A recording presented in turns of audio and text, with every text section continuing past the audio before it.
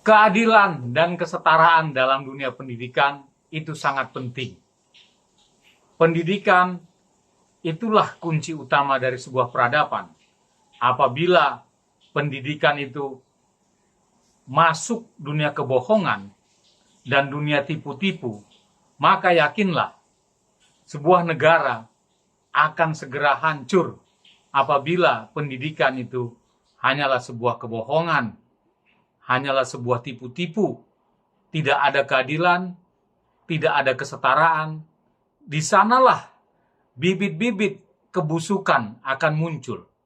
Kalau kita lihat kisah seorang mahasiswa, calon mahasiswa di Institut Teknologi Bandung, yang orang tuanya tidak mampu, tetapi berjuang dengan apa yang dia miliki, mengantarkan anaknya dari Jogja hingga Bandung untuk bisa berkuliah menggunakan transportasi yang apa adanya, naik bajai 1 hari penuh untuk bisa sampai dari Jogja hingga ke Bandung. Dan bagaimana nantinya membiayai kuliahnya, itu pun dia tidak berpikir untuk apapun nanti akan terjadi.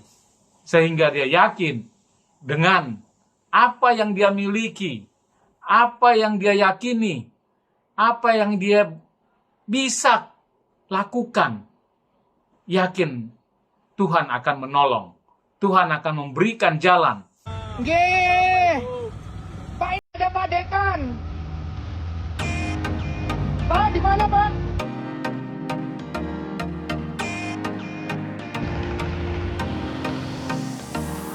Pak Dekan. Saya naik bajai.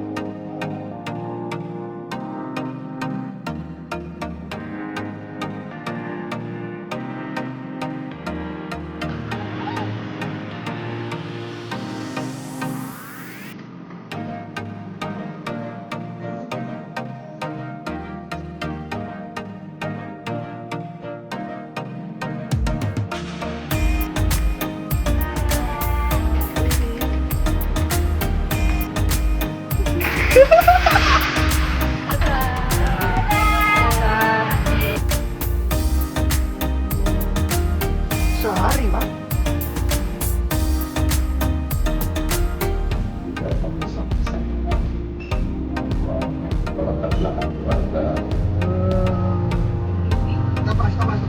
Masak dulu.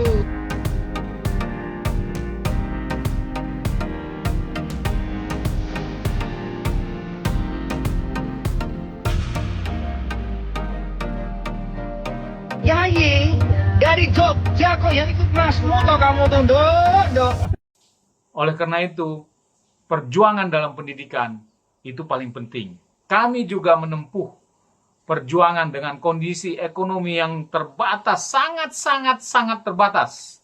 Tetapi kami bisa berjuang untuk menuntaskan perkuliahan hingga tahap tertinggi dalam dunia pendidikan, yaitu S3, doktoral, yang sangat hampir bisa dikatakan tidak mungkin kalau dinilai dari segi ekonomi. Ekonomi keluarga sejak kecil hingga saya bisa menyelesaikannya. Nah, ini berbanding sebuah gambaran yang terbalik. Bagaimana seorang Roy Suryo bisa diloloskan padahal sesuai peraturan rektor yang seharusnya drop out tetapi diloloskan hingga memperoleh ijazah S3 dari Universitas Negeri Jakarta. Kami yang sama-sama berjuang, yang satu memiliki mungkin kekuasaan, yang pasti memiliki ekonomi yang berlebih, bisa dengan menabrak-nabrak peraturan rektor yang dengan tegas mengatakan semua mahasiswa Universitas Negeri Jakarta drop out atau gugur status mahasiswanya apabila terkena pidana yang berkekuatan hukum tetap. Tetapi bisa diloloskan, bisa dengan menunjukkan ijazahnya di saat-saat kami sudah melakukan penelitian dan memberikan rekomendasi bahwa ini ada kesalahan dan diakui ada kelalaian oleh wakil rektor 1. pihak Universitas Negeri Jakarta tidak mendrop out ketika Mei 2023 setelah ada ketetapan dari Mahkamah Agung. Nah, coba bandingkan dengan kondisi tadi mahasiswa. Seorang mahasiswa yang dengan kondisi ekonominya yang sangat berat, perjuangan orang tuanya. Masih banyak lagi contoh. Puluhan ribu mahasiswa tidak mendaftar di Universitas Negeri Jakarta ataupun di universitas negeri lain. Ya, secara total di Indonesia ada puluhan ribu mahasiswa tidak mendaftar dikarenakan ekonominya tidak mampu membayar UKT, tidak mampu membayar uang kuliah, tidak mampu orang tuanya, sehingga memutuskan mundur tidak mendaftar ulang. Padahal sudah berjuang dengan pendidikannya, dengan ilmunya, lulus ujian untuk bisa masuk perguruan tinggi negeri, tetapi akhirnya apa? Sia-sia, tidak bisa mendaftar. Nah, berbanding terbalik dengan apa yang dialami atau dijalani oleh Mas Roy Suryo, dengan mudahnya melanggar peraturan rektor tetapi lolos. Itu yang kami pertanyakan. Kami tidak ada mengatakan ijazahnya asli atau palsu. Tidak ada mengatakan dia wisuda atau tidak.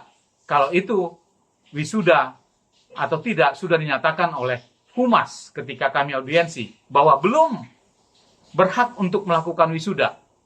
Tetapi menunjukkan foto-foto wisuda. Ini kan melecehkan mahasiswa-mahasiswa, melecehkan calon-calon mahasiswa, bahkan melecehkan orang-orang yang sudah berjuang keras untuk bisa masuk perguruan tinggi negeri yang pada akhirnya tidak bisa mendaftar karena keterbatasan ekonomi orang tuanya, sehingga tidak bisa mengikuti perkuliahan. Padahal sudah berjuang untuk belajar, berjuang untuk bisa lulus, bisa masuk perguruan tinggi negeri. Demikian juga kami sudah berdarah-darah untuk bisa lolos. Ternyata ada yang boleh menabrak-nabrak. Di mana keadilan? Di mana itu keadilan? Apakah ini yang dipertontonkan oleh Universitas Negeri Jakarta mempertontonkan seperti ini? Kami tunggu keputusan-keputusannya, kebijakannya. Masyarakat sudah menggugat. Keadilan. Mas Roy Suryo mengatakan pejuang kebenaran, menuntut ijazah Pak Joko Widodo. Bagaimana ini?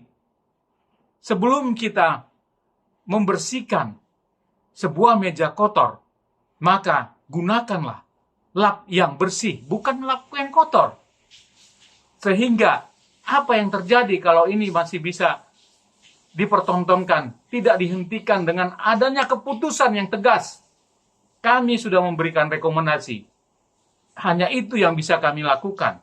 Sebuah rekomendasi dari hasil penelusuran penelitian kami. Tinggal kebijakan dari pemerintah. Dalam hal ini adalah Kementerian Dikti dan Saintek serta kebijaksanaan Rektor Universitas Negeri Jakarta. Jangan biarkan permainan-permainan apapun itu yang tidak baik. Keadilan dunia pendidikan adalah gambaran. Begitulah sebuah negara. Jadi kalau memang tidak ada keadilan dalam dunia pendidikan, maka negara itu artinya tidak memiliki keadilan bagi rakyatnya, bagi masyarakatnya. Tunjukkanlah hal tersebut. Di mana posisi pemerintah, di mana posisi negeri ini. Apakah mau tenggelam?